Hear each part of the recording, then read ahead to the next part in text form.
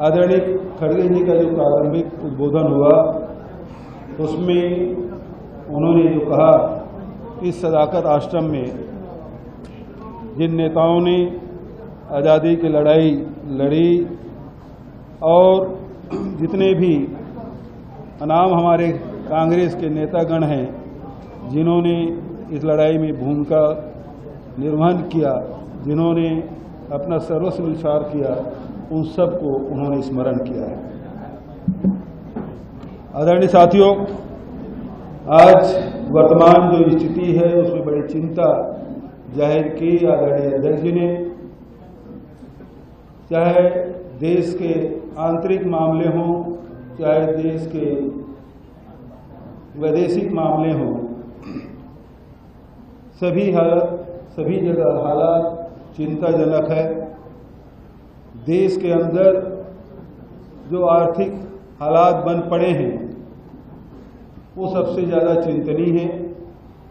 एक तरफ किसानों की आय दोगुनी करने की बात कही गई लेकिन वो हुआ नहीं। दूसरी तरफ मनरेगा का बजट घटा दिया गया है, मनरेगा मजदूरी मिल नहीं रहा है गरीबों के लिए। तो तीसरे तरफ एमएसएमई जितने हमारे जो उद्योग हैं वो चरमरा गया है। तो आर्थिक स्थिति हमारी बहुत ही डावाडोल है। ऐसे समय में जब जीएसटी लागू किया गया उस समय भी कांग्रेस ने विरोध किया था और सुझाव दिया था कि 4 और 8% का स्लैब होना चाहिए, जबकि 5 स्लैब रखे गए। और उस समय प्रधानमंत्री जी का भाषण आप उठा के देख लीजिए, उस समय भी उन्होंने कहा कि बहुत क्रांतिकारी कदम है। देश की दूसरी आज़ादी का दिन है 30 जून 2017 को उन्होंने मध्य रात्रि की घोषणा की, ये दूसरी आज़ादी है।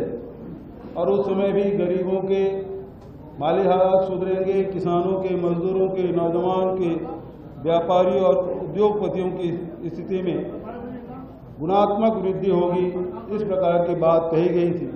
और वही बात जब आप 5 स्लैब से घटा के 2 स्लैब किए तब भी वही बात आप कह रहे हैं। लेकिन इन 8 सालों में आर्थिक पूरे देश की जनता को लूटने का काम केंद्र सरकार ने किया। 50 लाख करोड़ से भी अधिक राशि वसूली की गई।